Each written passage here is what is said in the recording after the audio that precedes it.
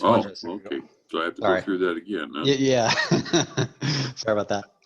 So we're going to call the Port Orchard City Council Finance Committee of November 23rd to order and turn it over to you, Noah, for Thank the you. financial reports. Yeah, I think we'll start with our basic table chart that we always start with, our sales tax and REIT revenue report. I'm going to share my screen here. And I emailed that out earlier.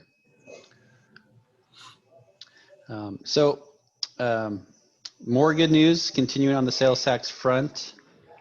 When we look at the sales tax collections for October, we recorded $511,000 in sales tax revenue, which is about $27,000 more than our comparable in 2019. Year to date comparison 2020 to 2019, we are 6% ahead of where we were in 2019. And compared to our budget, we are 11.4% higher than again, our overall budget for 2020. So all real positive news on the sales tax front with 2 months left to go. Our target for the budget for 2020 is $390,000. So I'm very, very optimistic that we're going to exceed that amount over the next 2 months. So that's very positive news on the sales tax front. When we look at the biennial budget, we're only short our biennial goal by $100,000 on the sales tax front. So again, really good news for us for 21 and 22 as we look forward. On the real estate excise tax front, very similar. We actually had a very good October and September. October, we recorded $84,000 higher when compared to 2019, which leaves us about 6%, 5.96% higher than 2019 actuals. When we look at the budget, we're 40% over our 2020 budget. And for the biennium, 100 and nearly 40% over our biennial budget. So we're doing very, very well on the REIT fund as well. So, and we still have 2 months left to go. So I'll pause there and just see if there's any questions from the committee on the sales tax or REIT. Looks great. Looks like it. Great. So I'm going to continue to move on then. Again, all positive news. And that's all pretty much flows into our ending fund balances, which you have in your monthly budget report, which I sent out earlier this morning. So hopefully the monthly budget report gives you a little more perspective, a little more data information. I'm focusing only on the fund summary level. So you can see that we have recorded at the end of October, $7.9 million in the general fund, 1.2 in the city street. And all other funds remain very, very healthy as we kind of close out this year. So these are all the funds that we continue to monitor and watch. And so far we have strong revenues and expenses are continuing to remain on budget or less than. So I'm excited to see the two funds at the very top, the general fund, this current expense fund, and the city street fund to continue to be that strong. That is really positive.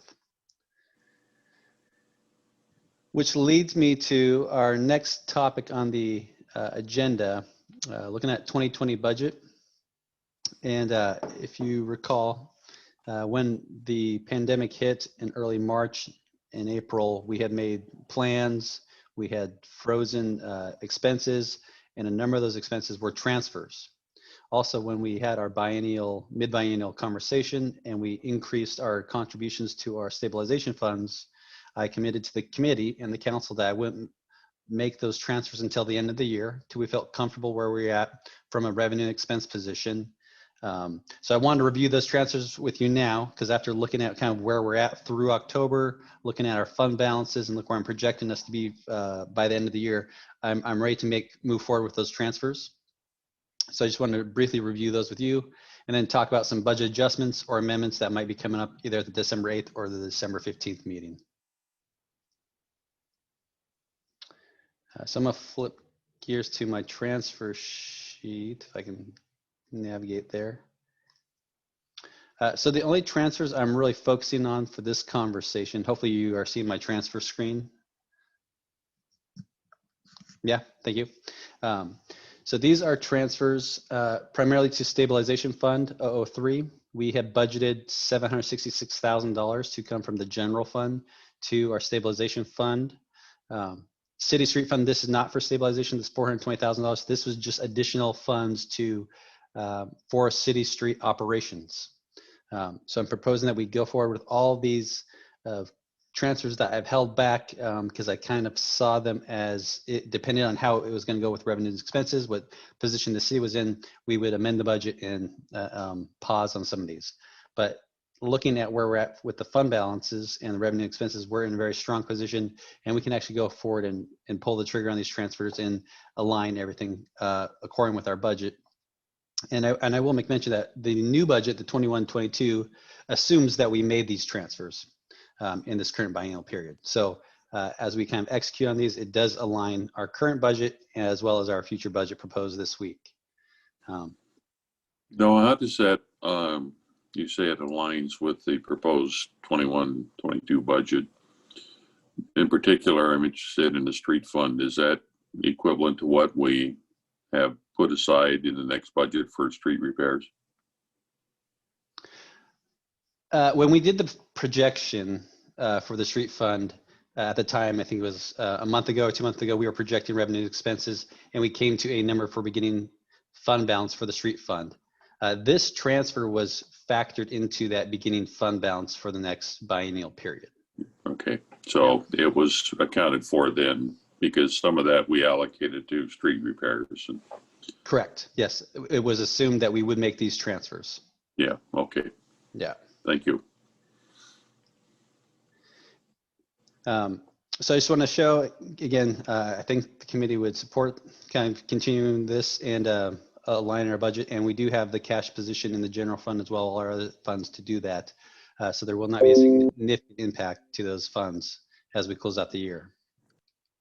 I did have a total value for the, so our current expense fund, you'd see a reduction in fund balance next month's report by about $1.1 million, reduction of our water operations by about 290, storm only 10,000 because we made most of the transfers in the 2019 fiscal year as opposed to 2020. And the sewers, we would reduce fund balance by about $165,000. These are all for the stabilization funds and then contributions to the E&R fund. So we're maintaining a fully funded E&R, $75,000 for the general fund, 62 for the street. Again, not a huge impact to our enterprise funds. So I'm just going to flip back for a quick second. Because again, the way you put some context around this is you look at the current expense fund where we have nearly $8 million there.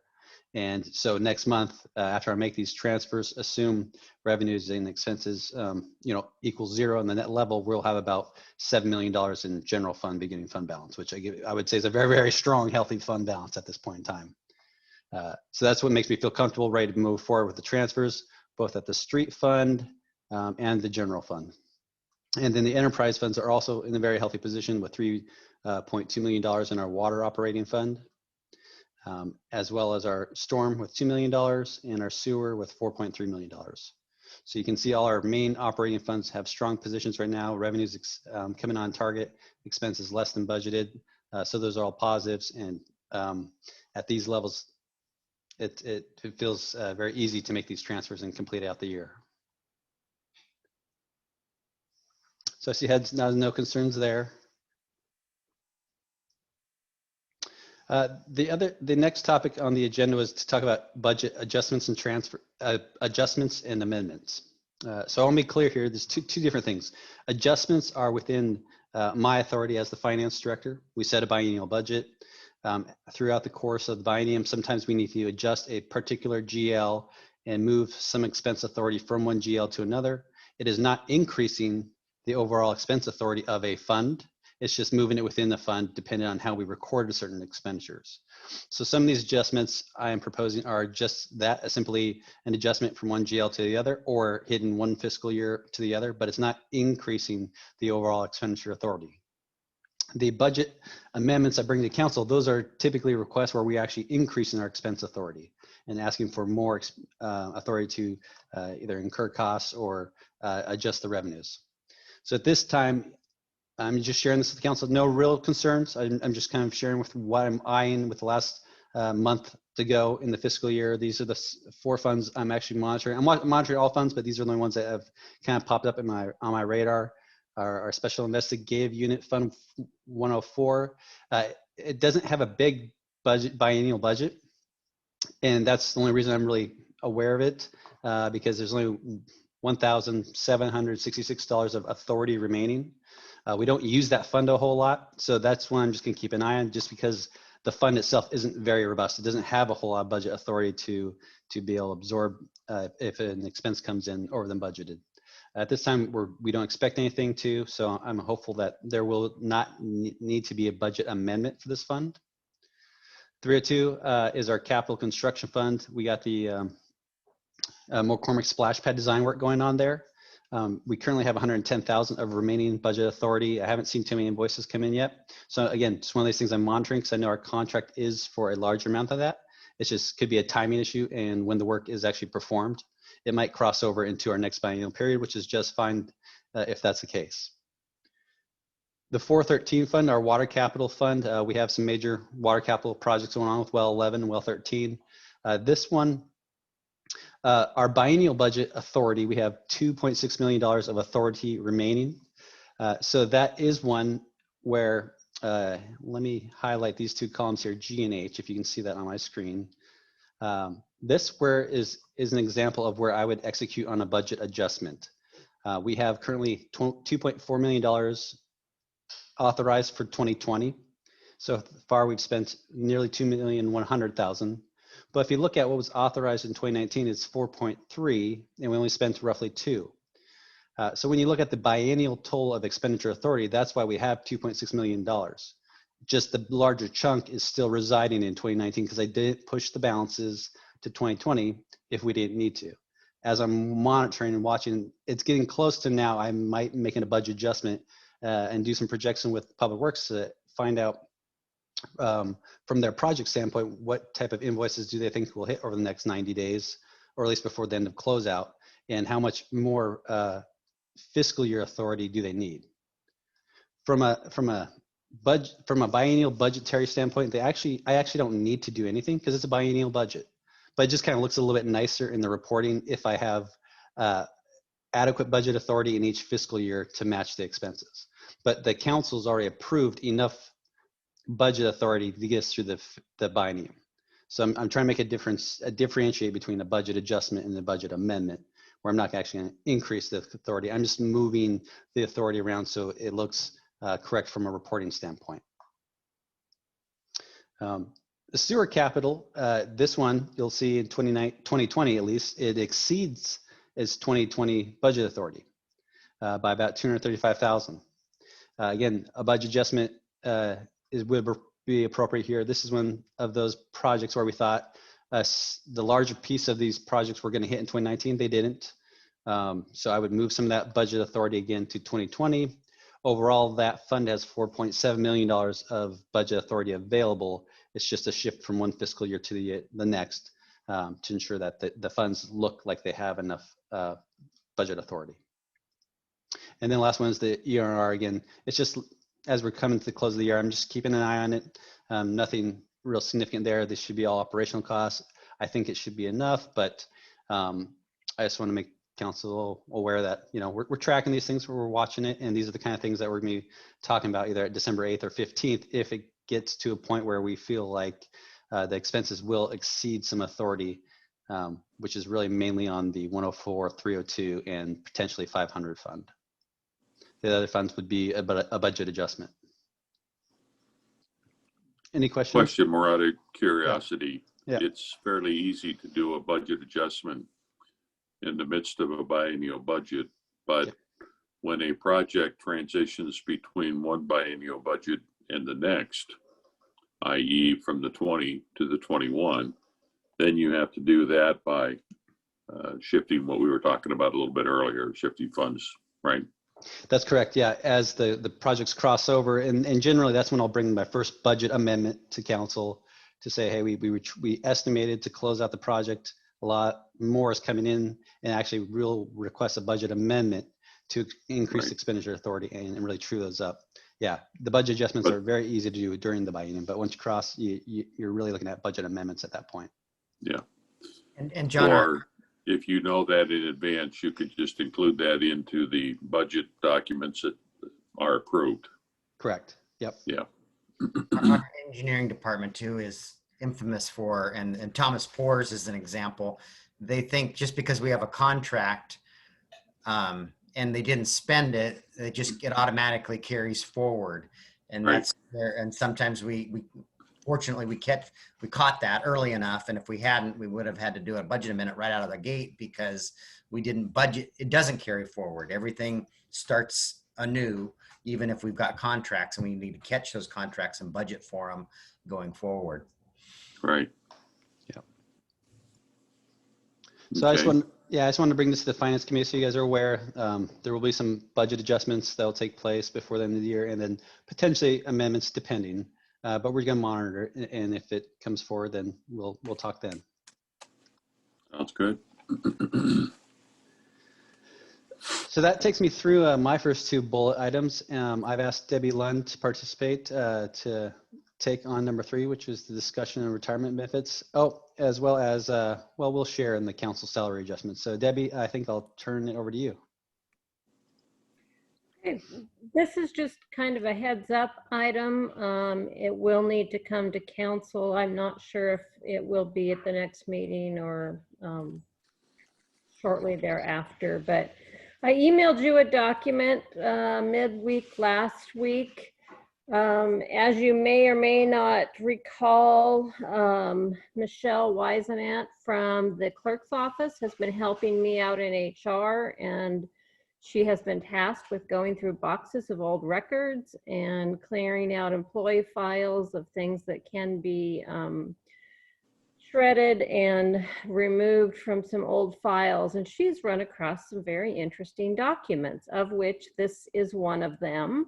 A resolution from 2006, and on its surface, all fine and dandy. It says that if we hire somebody who's not eligible for the state retirement system, that we'll put the equivalent amount in a deferred compensation account that the employee is required to create.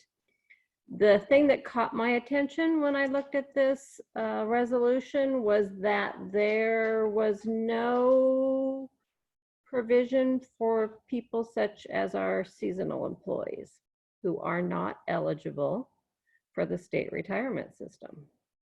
State retirement has some very specific rules. It's a 3-pronged criteria on whether or not you qualify. And so that jumped out at me. I suspect we didn't have seasonals back in 2006, and it was not even, crossing anybody's radar. So at a minimum, this resolution needs to be tweaked. I've recently learned we do have an employee under this resolution who was hired as a retiree from another state retirement plan, state patrol specifically, and is therefore evidently ineligible for the retirement plan that the rest of our officers are in. So, and I understand, Mr. Clausen, you might have some history on this. Well, yeah, a little bit. It was actually brought to us because I don't know if it was the same individual, but they wanted to do a lateral transfer. It was a hiring of a recently retired state patrolman into the police department. And for the same reasons that you just mentioned, that individual was not eligible to get into the PERS system. So we agreed that we would establish the policy that you're referring to help provide for that individual and entice them to come to work in our police department. So that's where it originated. We did have seasonal employees, but it was never brought up as an issue. We would have during the summer months, obviously, we would hire folks to help in our parks department. So. Okay. Well, I will be working with Charlie just to, find the simplest way to modify this resolution. It started a project. Michelle, it was nice that she had the familiarity with the clerk's office. She went through, I just was calculating the numbers, over 4,500 resolutions and ordinances for me to see what else might be out there that I'm not aware of. She whittled it down to 316 and I've whittled it down to 101. So you will have more cleanup work that will be coming to council. A good number of the 101, for example, there's 11 about code enforcement alone that we will clean up whatever we need to. Some of them might not need cleaning up. So they just need a deeper look.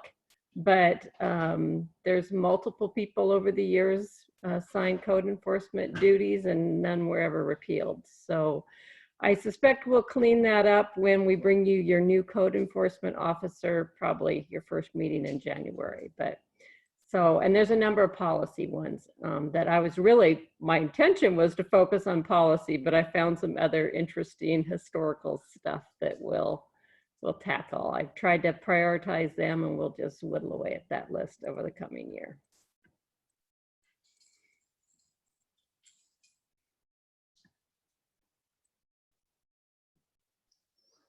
Unless there's questions, that's really all I had on that one, Noah.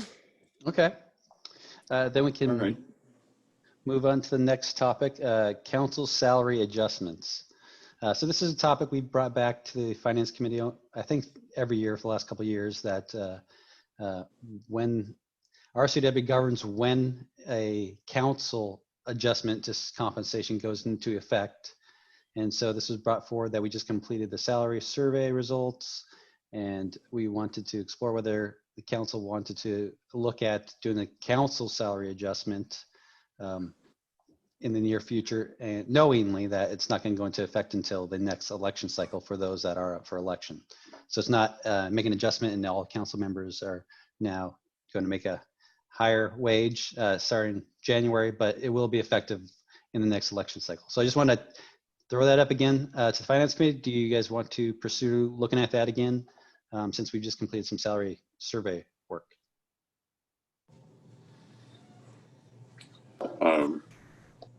I don't have a position one way or another. I suppose it should be looked at on a regular basis, but I think we're all pretty well comparable to other cities and communities. So, yeah, I mean, I would make a big formal process out of it, but it would be worth just doing a double check, my opinion.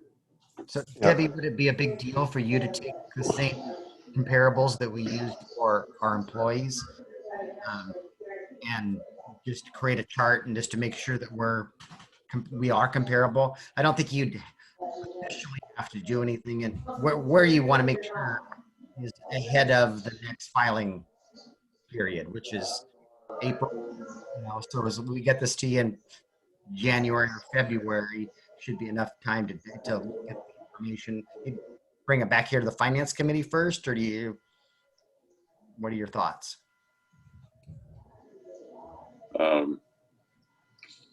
Fine, bring it here. I guess I don't,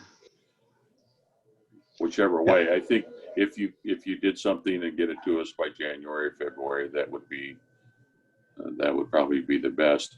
Noah, correct me if I'm wrong.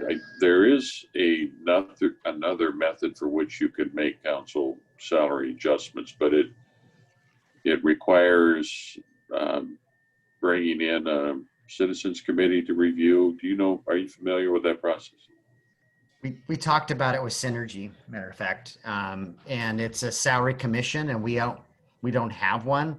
I don't know if we have to create that via an ordinance or not, but Debbie's nodding her head yes. But it was so we don't have that in our code to do that, and we could,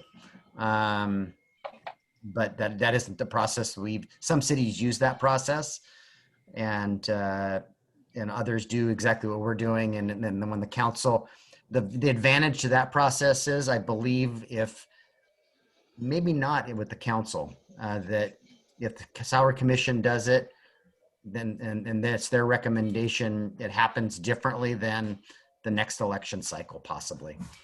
My understanding is that if you do use the salary commission, it gets implemented quickly. You don't have to wait until a person is reelected in a position, but I know we've never used it in the past. I'm just aware that that's another method, if the council was interested, that could be established and move forward with it. Beck? Yeah, wasn't there an issue at one point about the council's salary being above a minimum wage or some threshold? Yeah. Yeah. And I think that's the issue we would want to address, or at least refresh our memories on. Yeah, I'm trying to think the last time we raised that. I know in this year, minimum wage went up quite a bit. Going into 2021, it's not. But yeah, I'm certainly not advocating for an increase, but I do remember we had to make an adjustment a few years ago to have it meet the minimum wage requirements. Yeah, I think it had to do with one of the folks that are on this call. I'm not sure at the time, was a council member, and to be eligible for the retirement system, you had to at least make the minimum wage, and that's where it came about. Yeah, and currently we're not meeting it. There was a significant jump 2 years ago, I believe, and then again last year. And so we're behind minimum wage again. So our council members aren't eligible for the PERS retirement system as a result. And it's a fractional share. I think my 10 years on the city council got me one year's credit in their state retirement system, which isn't insignificant. It's just I'm just giving you the information. So we'll do some homework for you, bring it back, and maybe even give you some information about the salary commission and how we could, if we wanted to create one or not. Yep. I think that's all we were looking for. Just a nod if you want us to kind of look into it again and refresh everybody's memory and have the conversation again. And well, now, is there anybody on the council that currently, Beck, you and Sean, do you guys contribute to the retirement system? I believe we have one that is interested. Jay. Okay. All right. But I don't believe Jay can, and everybody's situation's differently. If you're could be drawing it. If you're drawing it, you can't contribute, but maybe he's not drawing it. And everybody's you have to. I just believe that he has an interest in this topic. Yeah. Yeah, he does. You have to petition the retirement system to be able to start contributing into the retirement fund. It's not an automatic thing as an elected official. I went for a number of years without contributing, and then I had to submit a request, and they reviewed it and approved it, and I've been contributing ever since for some reason. I don't know why, but I know it's not an automatic thing. Well, I think one thing that could be helpful to your discussion too is for us to research what your salary would need to be eligible for this benefit. If it's $100 or if it's $1,000, I think would influence and I don't know what the answer is. Yeah. Well, it would be interesting to see how it relates to their definition of minimum wage. So it would be worth looking at from that standpoint. So yeah. Okay. Then we'll move on. The next topic we have is City Hall project update, and we have the mayor who's going to be presenting on that.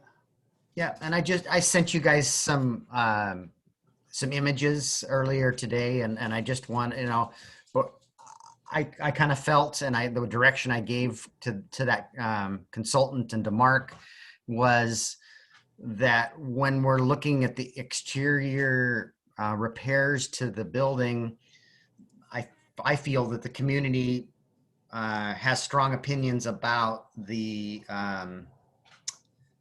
our building being somewhat iconic, in its appearance, and if all things being equal in cost, that we should try to make as we reskin the exterior of the building, we should try to, as much as we can, make it look as much like it currently does. If provided it doesn't cost significantly more money. And we got some images that have more of a lighthouse effect to them. And I just wanted you guys to glance at them before I completely dismissed, those ideas. And I think really where we're focusing right now is option 1 and 2. And there were three other options that really changed the appearance of the building. And I just wanted to touch base with you guys before I continued that process. 3 comments in looking at it. The first one is in reference to those bands that go around. The reason that those were in, at least initially what it was presented to us, was that it visually reduces the scale. If it was the same siding that went from floor 1 to floor 3 or 4, it makes it look very, very tall. Where if you break it by having those bands, it to the eye, it makes it look not quite as towering.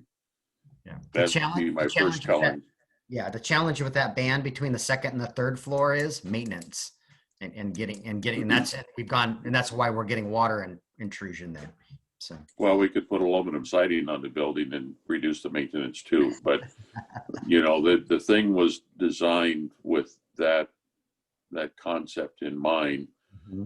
The concept of second comment of changing it from to more of a lighthouse look. I would be opposed to it. Simply, I would prefer it to look like a government building and not a lighthouse. And I think the clock tower is historically this. I mean, that's what we talked about when we put it in originally. Was you go to some of the communities in the Middle West, some of the older communities, and there's always that town square, and there's always that city hall with the clock tower. So that was kind of the idea. And my final comment was more in reference to the conversation that you and I had, Rob, about maybe reducing the clock faces to 3 as opposed to 4. And the next time you're over in my office, I'd invite you to look across at City Hall, because that 4th phase that you were proposing to take out is what people see when they're coming in by boat from the Rich Passage area. That's the side of City Hall. You see kind of that side of the clock tower as well as the one that faces more directly north. So I would certainly invite you to take a look at it from that aspect. Okay. Appreciate your feedback. And we're just trying to, we want to get the best project we can, but also be responsible with the dollars that, and make the building as cost effective as possible to maintain. And one thing we're researching, we're concerned because of the water intrusion issues we're having, the fasteners on the brick facade on the building are galvanized, and they should have been stainless steel. And we need to confirm that they're still attached to the building. So we hope for good answers there. So. To echo what John said about the pictures, the renderings of 1 and 2, with 2 having taken off that striping, I would think that the striping or an element to break that up could be done without causing a water intrusion event, whether it's a different paint or something. I'll pass that on to the architects. They're the experts. Okay. So I'll pass on a desire to break up the different floors and to which reduces the scale of the building. I agree with your comment there. Any other comments? Okay, thanks. I appreciate it. I just didn't want to, we're spending money, and I didn't want to charge off a direction that I bring it back and you guys go, what were you thinking? Well, just remember that you know, that building is kind of an iconic part of Port Orchard now. So Yep. let's don't minimize it. I agree. Resolution to recognize, Mr. Mayor. Yep, and yeah, I got feedback from all three of you guys on that today. I want to email that out too, and we're moving forward with that one correction that you pointed out, Mr. Clausen. Good. Good deal.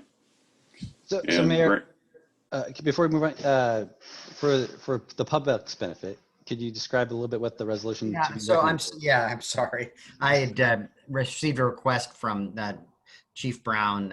We have a deputy chief who's retiring after 37 years with the police department and in our city. And we, to my knowledge, I've never seen us pass a resolution recognizing someone. I'm a council member from occasion, you know, Carolyn Powers and Mr. Geiger, and but never really an employee. And so it was just out of the norm. So I just wanted to bounce that off to the council to make, since it's your resolution and you'll be passing it and signing it. So I wanted to make sure you were comfortable with that deviation from past practices. And I think it's completely warranted for somebody that's been with us for 37 years. Just so you know, Mayor, there are several examples going through those resolutions. Okay.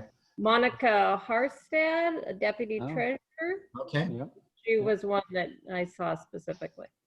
Okay. So there are some examples. I just wasn't aware of them. Is there any, Debbie, did you see any reason why we chose certain people? Or is it just kind of a recommendation coming from the director or the mayor or the council members?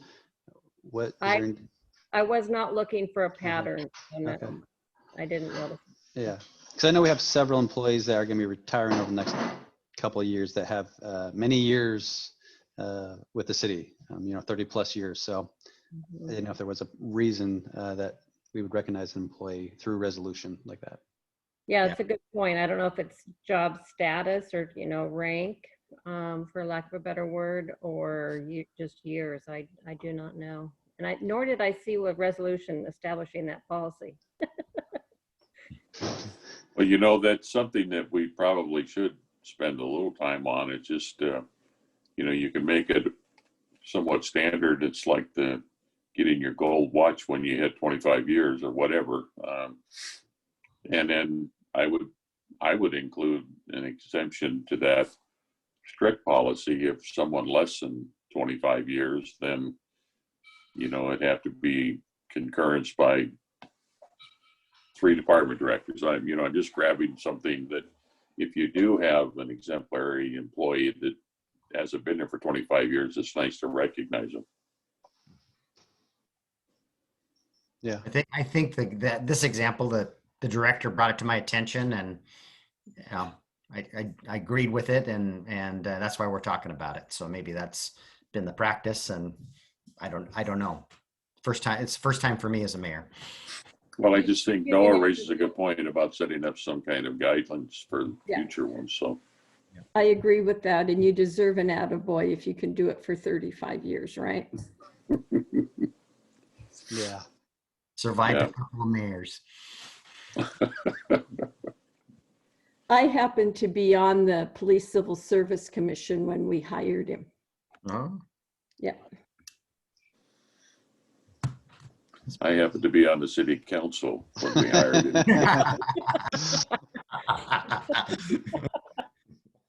I know, because I replaced you on the Civil Service Commission. Okay, grant update, Mayor. You're on that one as well. Yeah, I just wanted to, a lot happened here while I went away for a little vacation, and we got some grants and we didn't get some grants. And so we did not get the Anderson Hill Roundabout grant that we thought we were going to get. And, it's okay. We've got a lot going on. We didn't get the big grant. We were all made aware of that a few weeks ago on the phase 1 for Bethel. And so we've prepared a budget contemplating us spending $500,000 towards that design so that grant would score better in the future. I'm going to advocate that we continue that process, but I believe we're going, as we get more information on the requirements of the grant and the deadlines of the one that we did get. We just got one last week that it's part of it'll be a component of phase 5 of Bethel, and it is for the Lincoln Roundabout, and it's estimated at about a $2.7 million project for design and construction for the single roundabout. Some of the right-of-way we need for the storm pond and to build the roundabout was in the purchase we just made with the county, or we're just finalizing with the county. And so it's likely right out of the gate here in January, we'll need to make a budget adjustment to reallocate those dollars, those impact fee dollars that we have, and program them into this construction project. And it'll be Chris is going to talk to the transportation committee more in depth tomorrow night. It'll likely be a design in 2021 and a construction in 2022. And I'm going to advocate also that we never get ourselves in a position like we did with Tremont, that we're going to spend our dollars up front for this design and right-of-way acquisition. So if something adverse happens with the economy, we could walk away with that from that grant at the 11th hour and not have any consequences other than not receiving the money. So don't want to do that. Always want to take those grant dollars where it makes sense. And I just wanted to kind of brief you on what was happening on the grant front. So we had, Chris has been wonderful. He's brought a wealth of knowledge on the transportation side. And we applied for more grants than we ever have this year. And I'm thankful we got the one. The one thing that I would comment about those projects, I mean, those are all good projects. Keep them on the shelf, because if things come true that are being bandied around back in the other Washington, there's a good chance that there's going to be some funding for infrastructure improvements. So they may be competitive. What Congressman Kilmer has mentioned is that more than likely it would be funds allocated to some of the existing buckets that are out there for projects, and more likely those that are administered directly by the state. So we just need to keep our eyes open and projects ready if that does come to fruition. Okay, that's good heads up. One other thing too is that the Blueberry development that we annexed there off of Blueberry, I can't remember what it's called, something Blueberry. And they were required to put a traffic light on Bethel. And then we did our corridor plan, and that calls for a roundabout. And they will be making a cash contribution for the cost of that roundabout. And you'll see an agreement sometime in December, for sure in January, for us to accept that via, I think, a development agreement tool. And unlike traffic impact fees, it won't have a clock ticking on it. And it'll be a good start to the funds for that phase 1 project for the design that cost us roughly $1 million to design. So, but we can't have, we have only so many staff hours, and we only have so many dollars, and we need to focus on one thing at a time. And so we'll probably sit on those dollars for at least a year, if not 2, until we, cobble enough together so that we can do it with our cash.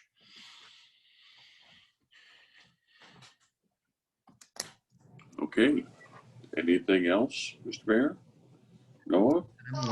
The only other thing I have for the committee tonight is we have the 21-22 budget coming to the full council tomorrow for approval.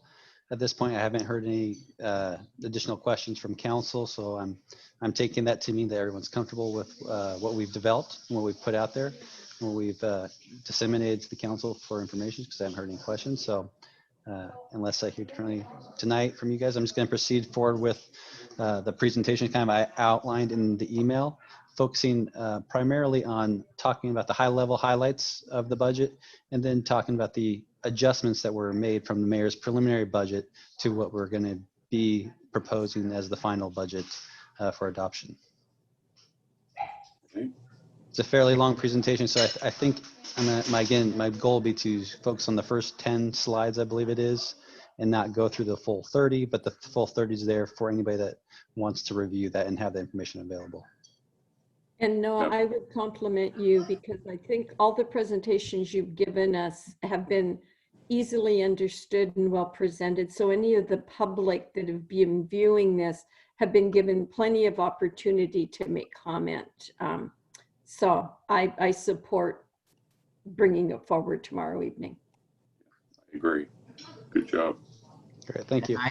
I reached out to Ryan Hayter today, and I made sure he had those presentations and Debbie's staff report related to the new positions. And I want to do a press release on Wednesday, provided you guys pass the budget on tomorrow evening, and really focusing on highlighting the 4 new positions and the need for those and what they are, and the capital projects in particular, and most importantly, the significant investment that we're going to make into street preservation and maintenance.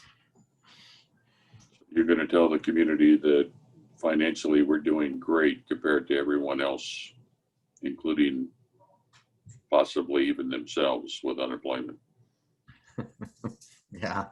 I mean, we're in good place, and I'm working. Debbie was assisting me today on a Thanksgiving Day message that I'm going to send out on Wednesday, and we're in good shape.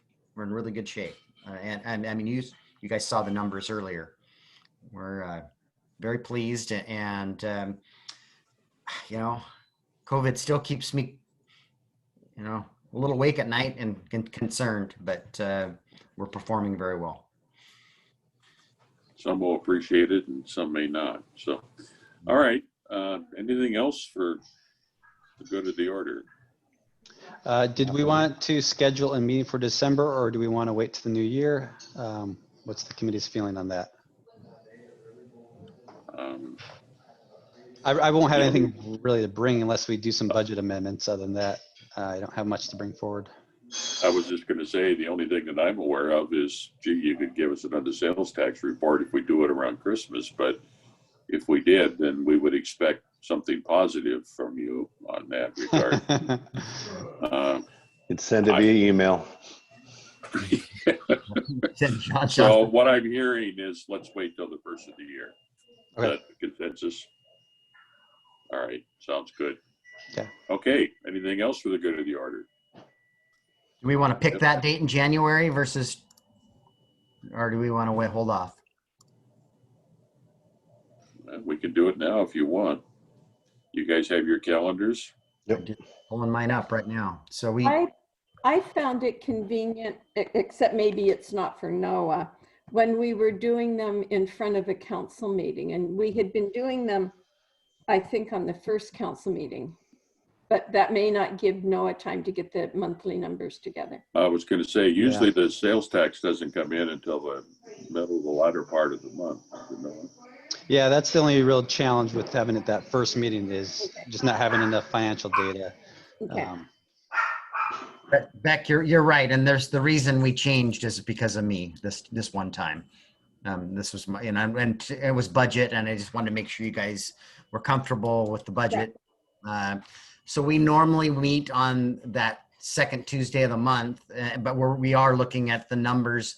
But it gives Noah a week because he gets the numbers the last week of the month. He gets a whole week to prepare all your stuff versus scrambling there too quickly. So I would propose, that we meet on the 12th there. No, does that work for you as far as getting that report together? The 12th is going to be tight. 19th would be better. Are we meeting the 19th? Is that That's the work study. We can do it. Yeah. So we could do it before the work study session as well. Yeah. I mean, is there any reason we want to do it? What about the 26th, the last meeting of the? That's Transportation Committee meets that day. Yeah. At 5 o'clock? Yep. Yes. Yeah. Okay. We have that's our standing time. And I would recommend you guys do the same thing with the standing meeting. That way we're not, if we're going to do this before a council meeting. So you guys want to do it the work Third study? Tuesday, work study. The third Tuesday at the work study? Yeah. Fine by me. 5 o'clock. 5 o'clock. Works for me. How about we try Zoom? Yeah. You know, I'll tell you about growing up with a breakfast cereal called Zoom, Mayor. I immediately kind of bristled when you said trying Zoom. So, all right. So, Noah's going to send an invite. an invite out for the 19th of January. Yep. Yes. All righty. Okay. Anything else? None here. If not, then we stand adjourned. See you tomorrow night. Thanks, everyone. Okay, bye now. Thanks. Thank you.